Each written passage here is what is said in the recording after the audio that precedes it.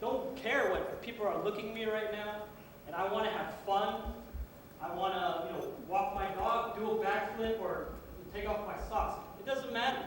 You just want to be the one that's able to bring the party to. He was a past president. He was a club representative for table topics and international speech contest. And the last thing he wanted me to tell you was that he is an eclectic dialect. Please welcome Mr. Edwin Baloloy. Thank you, Gilbert. That's right, I'm part of eclectic dialectics. Over in Cerritos, we meet at the Avalon Club, and we have a very diverse group. Diverse culturally and diverse professionally. Just by a show of hands, I'm curious, how many in the room are either a business owner or you're in management? Just by a show of hands. And this is Toastmasters after all. Look at the show of hands. Keep your hands up. Out of you people here, there's 2 months remaining in the year. How many of you have either put together a budget or business plan for 2010? I'm really disappointed. Seriously? There's going to be some people laid off, I suppose. Okay, I really expected just about everyone to raise their hand, but let's just pretend you guys did. Out of the managers and all the business owners, how many of you have written down goals for the next decade? For the next decade. The next decade starts in 2 months. And what I was really expecting was more professionals to raise their hands as far as the planning of their business versus the planning of their lives. What's more important? Your business or your life? Life. Your life. So why is it we put so much effort into planning our businesses as far as budget, business plan, and we pay so little attention to planning our lives?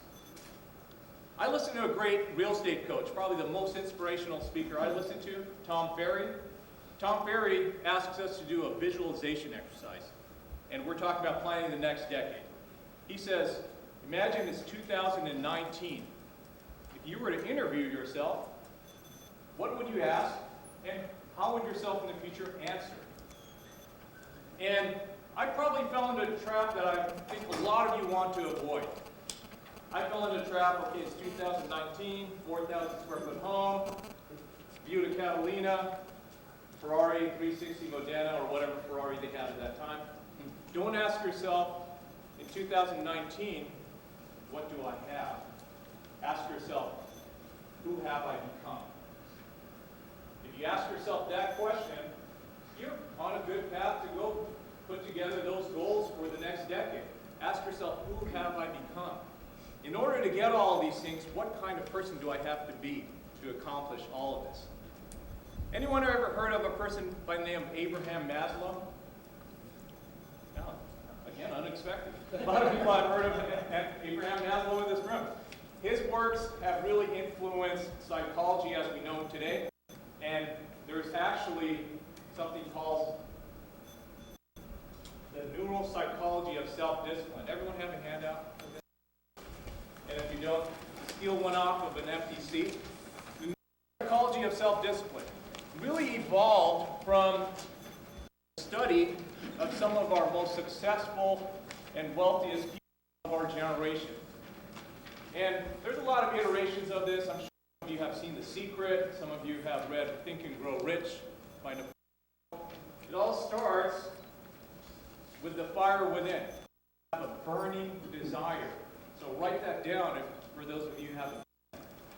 Those who aren't taking notes, don't worry about it. I have my man here on YouTube. Just watch it again. Definitely helps you with creating your vision for the next decade. The fire within, and then we're going to spend some few minutes on two components of this. But let me just go through this. On the bottom, you have to have a plan. Don't live your life by default, live it by design. Where it says learning, in order to become that person in 2019, you have to ask yourself several questions. What kind of communicator am I? Am I compassionate? Am I smart? Am I a great father? Am I a great, where's his wedding ring? I asked myself all these questions. I knew I would not become that person unless I became an awesome communicator. Not just good, but downright awesome.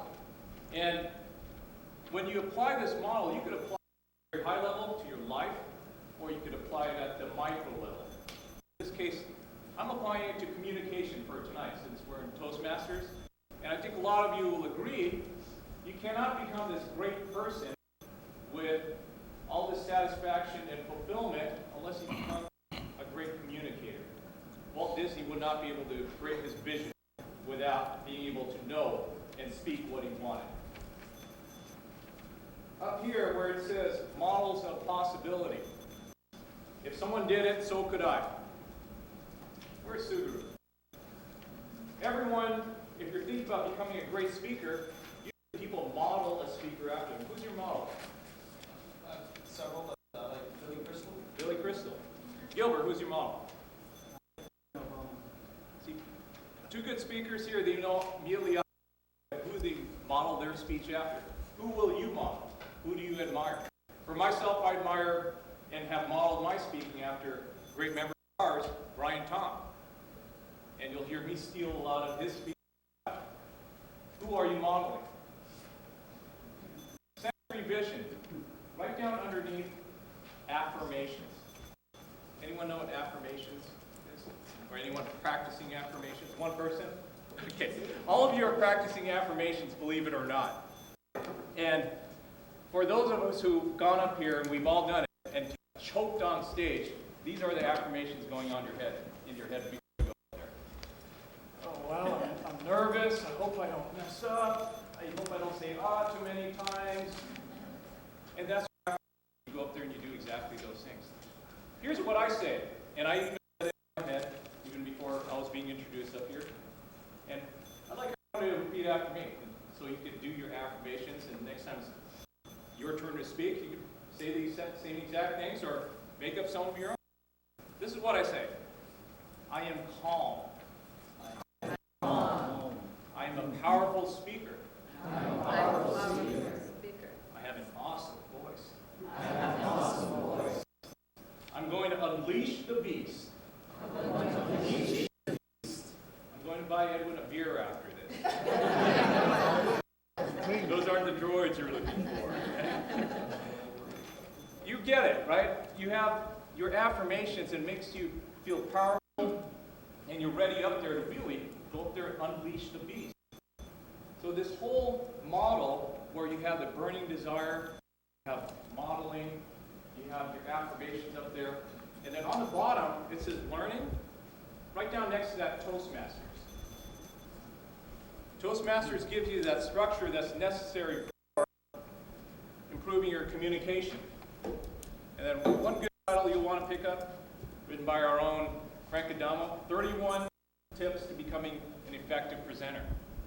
31 tips to becoming an effective presenter. Great book, will definitely put you in the right direction for that learning portion. After you get all of this in together, and you start putting together your vision for the next decade, I want to leave you with a quote that my buddy Brian Tom always likes to say. We never plan to fail. Just fail to plan. Don't fail to plan. Make it a great decade. Mr. Toastmaster.